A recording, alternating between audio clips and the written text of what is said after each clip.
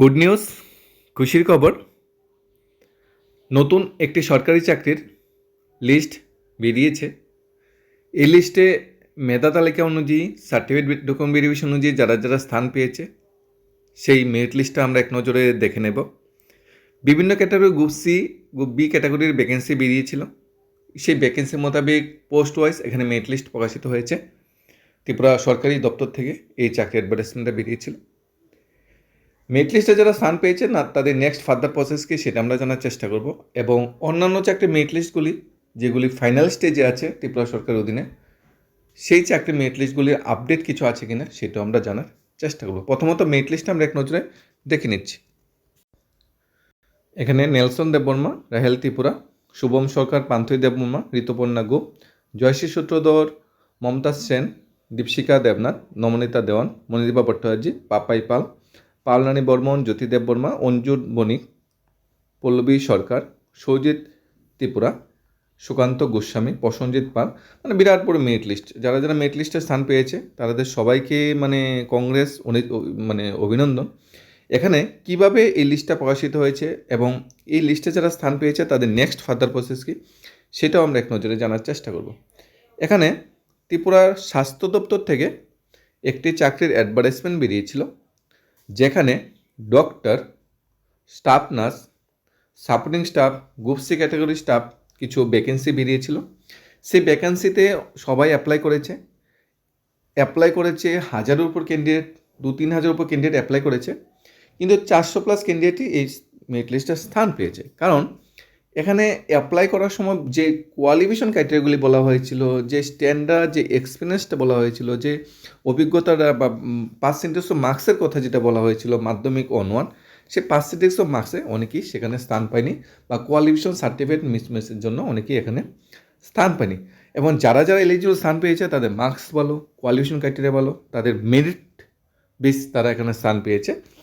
এই লিস্টেড অনুযায়ী যারা যারা স্থান পেয়েছে তাদের নেক্সট ফার্দার প্রসেস কি সেটা কিন্তু বলা হয়েছে। ত্রিপুরা স্বাস্থ্য দপ্তর অধীনে মেডিকেল অফিসার নিয়োগে ভ্যাকেন্সি এসেছিল, সেখানে লিস্টে স্থান পেয়েছে 33 জন। অ্যাসিস্ট্যান্ট ডাইরেক্টর মেরিট লিস্টে এসেছিল, সেখানে 3 জন স্থান পেয়েছে। ম্যানেজার দিশা, সেখানে মেরিট লিস্টে স্থান পেয়েছে 4 জন। ক্লিনিক্যাল সার্ভিস অফিসার, সেখানে মেরিট লিস্টে স্থান পেয়েছে 11 জন। ডাটা মনিটরিং ডকুমেন্টেশন অফিসার, সেখানে স্থান পেয়েছে 7 জন। ক্লাস্টার প্রিভেনশন অফিসার, সেখানে স্থান পেয়েছে 4 জন। স্টাফ নার্স যেটা বেরিয়েছে, স্টাফ নার্সের 2 ক্যাটাগরি ভ্যাকেন্সি বেরিয়েছে। স্টাফ নার্সের প্রথম ক্যাটাগরি যে ভ্যাকেন্সিটা বেরিয়েছে সেখানে স্থান পেয়েছে 189 জন। আর কাউন্সিলর পোস্টে যে ভ্যাকেন্সিটা বেরিয়েছে সেখানে স্থান পেয়েছে কাউন্সিলর, স্বাস্থ্য দপ্তরের অধীনে, ত্রিপুরা এস কনসোর্সিয়ের অধীনে, সেখানে স্থান পেয়েছে 64 জন। ড্রাইভার পোস্টে যে ভ্যাকেন্সি বেরিয়েছিল সেখানে 6 জন স্থান পেয়েছে। অ্যাটেন্ডেন্সও গ্রুপ ডি ক্যাটাগরির পোস্ট সম্ভবত, সেখানে স্থান পেয়েছে আমাদের 100+, অর্থাৎ প্রায় 150 জনের উপর এই লিস্টে স্থান পেয়েছে। টোটাল সব মিলিয়ে প্রায় 400 থেকে 500 জন ক্যান্ডিডেট এই লিস্টে স্থান পেয়েছে। এখন যারা মেরিট লিস্টে স্থান পেয়েছে বা এলিজিবল লিস্টে স্থান পেয়েছে তাদের নেক্সট প্রসেস হলো ইন্টারভিউ। যেরকম মেডিকেল অফিসারের ইন্টারভিউ যেটা বলা হয়েছে 11 তারিখ সকাল 10:30টায় হবে। অ্যাসিস্ট্যান্ট ডাইরেক্টর ইউএফএস যেটা ডিপার্টমেন্টে, সেখানে ইন্টারভিউ হবে 11 তারিখ 1:30টায়। ক্লাস্টার প্রোগ্রাম ম্যানেজার দিশা 11 তারিখ 1:30টায় ইন্টারভিউ হবে। ক্লিনিক্যাল সার্ভিস অফিসার 11 তারিখ 2টায় ইন্টারভিউ হবে। ডাটা মনিটরিং ডকুমেন্টেশন 11 তারিখ 2টায় ইন্টারভিউ হবে। ক্লাস্টার প্রিভেনশন অফিসার 11 তারিখ 3:30 ইন্টারভিউ হবে। ড্রাইভারের ইন্টারভিউ হবে 12 তারিখ সকাল 10:30টায়। কাউন্সিলর 12 তারিখ সকাল 11টায়। স্টাফ নার্সের ভ্যাকেন্সির ইন্টারভিউ হবে 13 মে সকাল 10:30টায়। 1 থেকে 100 জনের মধ্যে যারা আছে। 13 মে 1:30টায় 101 থেকে 260 জনের মধ্যে যারা আছে। অ্যাটেন্ডেন্ট মোবাইল আইটিসির যে ব্যান, সেখানে 1 থেকে 100 জনের মধ্যে যারা আছে তারা 14 তারিখ 10:30টায় ইন্টারভিউ হবে। আর 15 তারিখ 101 থেকে 210-এর মধ্যে যারা আছে তাদের 15 তারিখ ইন্টারভিউ হবে। ইন্টারভিউটা কোথায় হবে?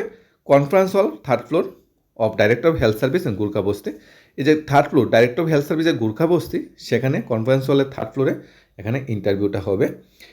জব নোটিফিকেশনটা বেরিয়েছিল 19 নম্বর 2025, অর্থাৎ জব নোটিফিকেশন বেরোনোর 6 মাসের মধ্যে ত্রিপুরা স্বাস্থ্য দপ্তর কিন্তু পুরো রিক্রুটমেন্ট প্রসেসটা কমপ্লিট করছে। ত্রিপুরা স্বাস্থ্য দপ্তরকে ধন্যবাদ জানাই, ত্রিপুরা স্টেট এজ কনসার্ন সোসাইটিকে ধন্যবাদ জানাই। এখানে ফার্দার যারা যারা ইন্টারভিউর পর যারা যারা সিলেক্ট হবে তাদের ফাইনাল মেরিট লিস্ট বেরোবে, তারপর চাকরি অফার ও জয়েনিংয়ের ব্যবস্থাপনা করা হবে। নেক্সট যেগুলো মেরিট লিস্ট বর্তমানে শেষ পর্যায়ে যেটা আছে, টেট, যারা ফার্স্ট মেরিট লিস্টে বসে আছে সবাই 2000+ ভ্যাকেন্সি, সবাই তো একসাথে পাবে না, হয়তো সেকেন্ড মেরিট লিস্ট আসতে পারে বর্তমানে যে পরিস্থিতি আছে। মে মাসে স্পেশাল এক্সিকিউটিভ যেটা মেরিট লিস্ট আটকে আছে, তার কোনো ফার্দার প্রসেস নেই। এই মেরিট লিস্ট আদৌ প্রকাশ হবে কি না তা নিয়ে অনেকটা সন্দেহন।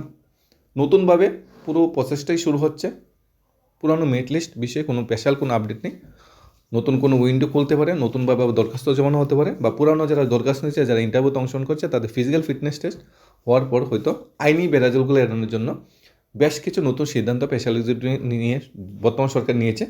কিন্তু এই সিদ্ধান্তগুলি জনসমক্ষে আসার পর সরকারের প্রতি বেকার ছাত্র ভাইদের মধ্যে একটা বিরূপ প্রতিক্রিয়া সৃষ্টি হবে। তাই স্পেশাল এক্সিকিউটিভ বিষয়ে বিশেষ কোনো নোটিফিকেশন এখনও আসছে না, কিন্তু আশা করা যাচ্ছে এর মধ্যে স্পেশাল এক্সিকিউটিভ বিষয়ে নোটিফিকেশন আসবে।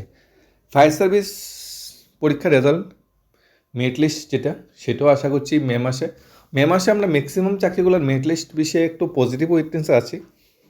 জেল পুলিশ পরীক্ষার ডেট এবছর মাঝামাঝি সময় হওয়ার সম্ভাবনা বেশি। তো মে মাসে আমরা আশা করছি ফায়ার সার্ভিস ডেট, এই দুইটা জিনিস নিয়ে মে মাসে আমাদের প্রচণ্ড আশা ভরসা। সরকার এই দুইটা জিনিস নিয়ে একটু ভালোভাবে চিন্তাভাবনা করছে, বর্তমান পর্যায়ে এগুলো শেষ পর্যায়ে আছে। তবে স্পেশাল এক্সিকিউটিভ প্রসেসটা 2026 কমপ্লিট হবে কিনা সন্দেহ, কারণ এই প্রসেসটা নিয়ে অনেকটা ঝলপোলা হচ্ছে, অনেকটা নতুন পদ্ধতি বিবেচনা করছে।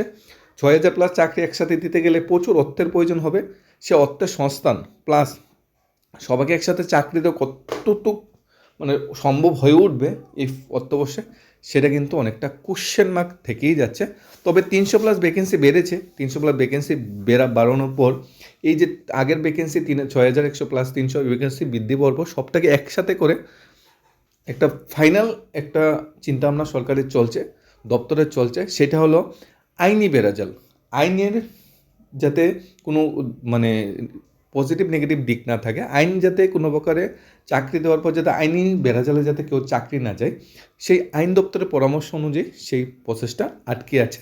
অর্থের কোনো অভাবে এই প্রসেস আটকে নেই, আইনি পরামর্শ প্রসেসে এই প্রসেসটা আটকে আছে।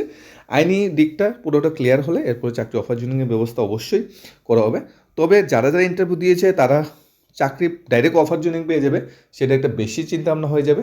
আরেকটা এডিশনাল কিছু একটা ওইটাতে অ্যাড হবে, সেটা আমাদের যতটুকু ধারণা, যতটুকু পর্যালোচনা, ফিজিক্যাল ব্যাপারটা কিন্তু এখানে আসছে। ফিজিক্যাল ফিটনেস, ফিজিক্যাল যে জিনিসটা সেটা কিন্তু এখানে অবশ্যই আসছে।